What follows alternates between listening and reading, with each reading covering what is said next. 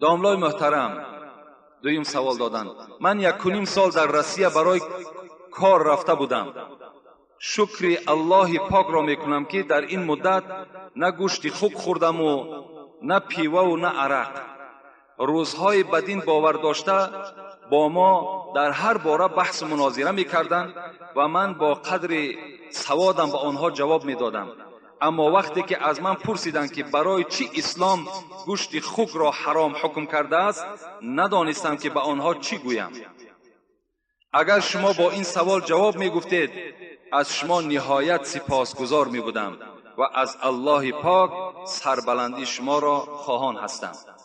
این برادرها را خدا نگه بدارد که در همین خیل دولت کفر وقتی رفته برای زندگی کار میکنند، پول و مال جمع میکنند برای بهبودی زندگیشان، با بزم این به گوشت خوک نزدیک نمیشوند، با عرق نزدیک نمیشوند، با پلیدی های خداوند نزدیک نمیشوند. خوش به حالشان، خوش به حالشان که این گونه یعنی صبر خیلی کامل را خداوند نصیب اینها گردانیدگی هست.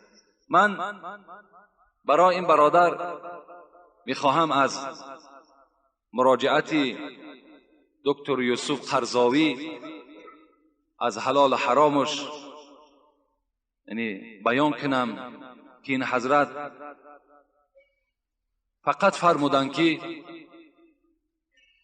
یعنی گوشت خوک خوردن، امروز تمام طبیبها آشکار کردند که در گوشت خوک کرم‌های وجود دارد که انسان را عاقبت به هلاکت میرساند.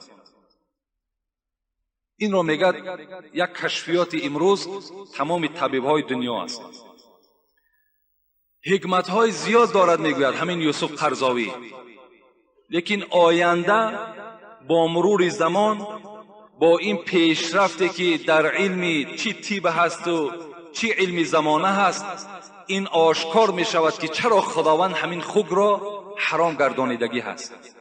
در قرآن خداوند میگوید که انما حرم علیکم المیتة والدم واللحم الخنزیر، سوره بقره. خدا گفته بود است من برای شما حرام گردانیدم خود مرده را، یعنی سحر میخیزی که گاوت مردگی است، سحر میخیزی مرغت مردگی است، سحر میخیزی که گوسفندت مردگی هست، انا همون برای تو میگد حرام است. اگرچه متاسفانه امروز از بعضی برادرها میشنویم که پدر ما برای ما گفت که در بین مردم آشکارا نکنین، امروز دستمان تنگ است، خدا خودش میداند، هیچی باقی ندارد.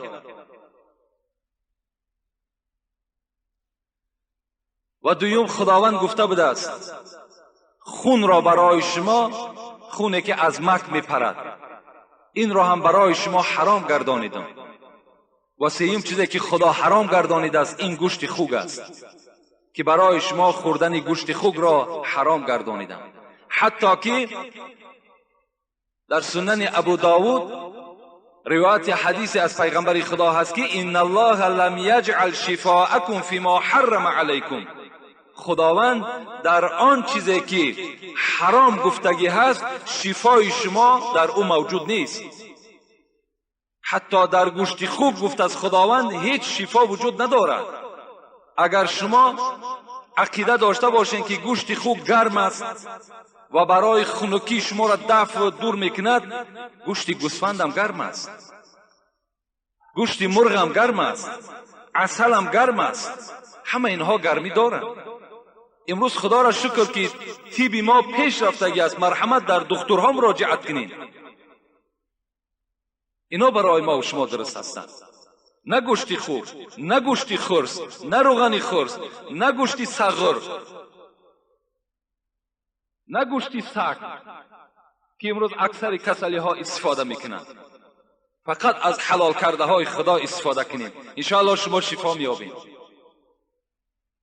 و دیگر یوسف قرضاوی بسیار یک سخن خوبم گفتن که در تجربه حیات دیدیم که کسی که گوشت خوک میخورد وای ناموس ندارد، وای غیرت ایمانی ندارد.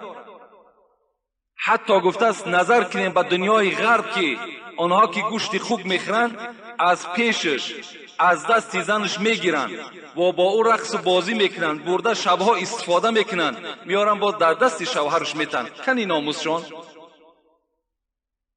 یعنی ناموس ایمانی، غیرت ایمانی از آدم دور میشید از وقتی که اگر گوشت خوک میخورده است.